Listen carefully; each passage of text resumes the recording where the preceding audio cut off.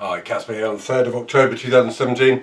I'm tasting a white burgundy that we offered some years ago in the general release of 2011 vintage wines, and it's the wine I like to offer pretty much every year because I think it offers an extraordinary expression of white burgundy for not a lot of money, and it's from a commune that is remarkably difficult to sell. It's from Pernand-Vergelesses, which is a little village really off the tourist trail. It's behind the hill of Courton, so generally a cooler terroir, but also off the tourist trail because as I say, it's set back from the main chain of villages that run down the côte. And in Pernand-Vergelesses is this marvellous man, Remi Rollin, who is not only extremely nice, but makes extremely nice wines, and I love to sell them because people sometimes, with a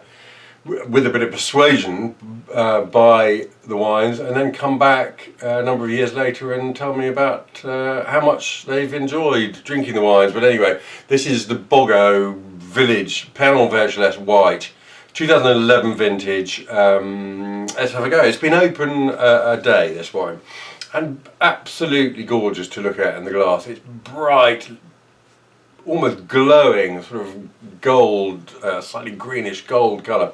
It looks like a young wine, but let's give it a smell.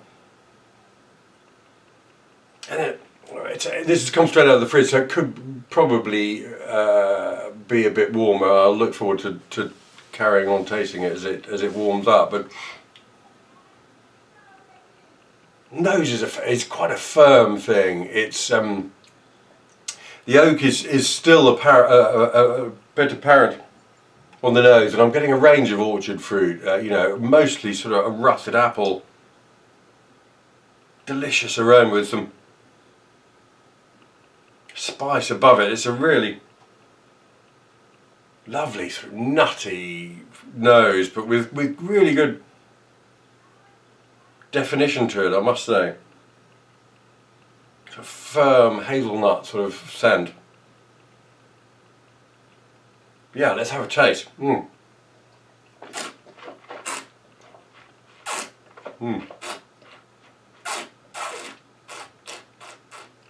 the palate again is, goodness me, yes. Well, okay. Look, the palate again is holding a bit of wood. Seeing that this has been open 24 hours plus and hasn't budged an inch, I mean, it really hasn't oxidised.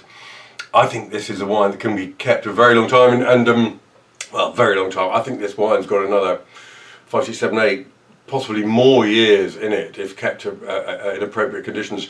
And in fact, the year before last, I think, when I visited Monsieur Rollin, he produced a vertical tasting of this cuvée, going back a long way, I think, to 2000, and each and every one of them was absolutely lovely. So this it's got great cut and definition on the palate as well. It's got a really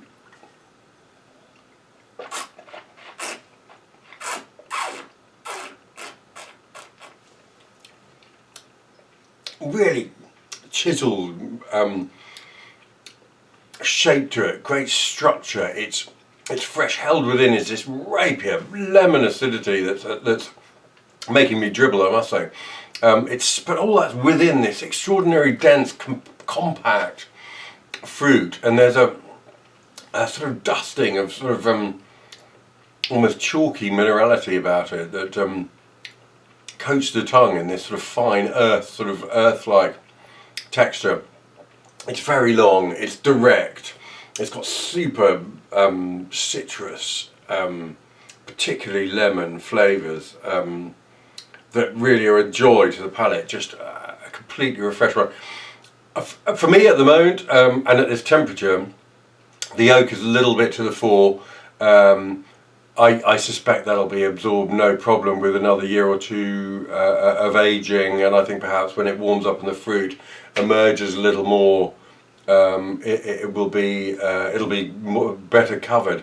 But God, such good wine. I think Monsieur Rollin is just a completely unassuming and very modest man who makes absolutely superb wine. And this is just another example.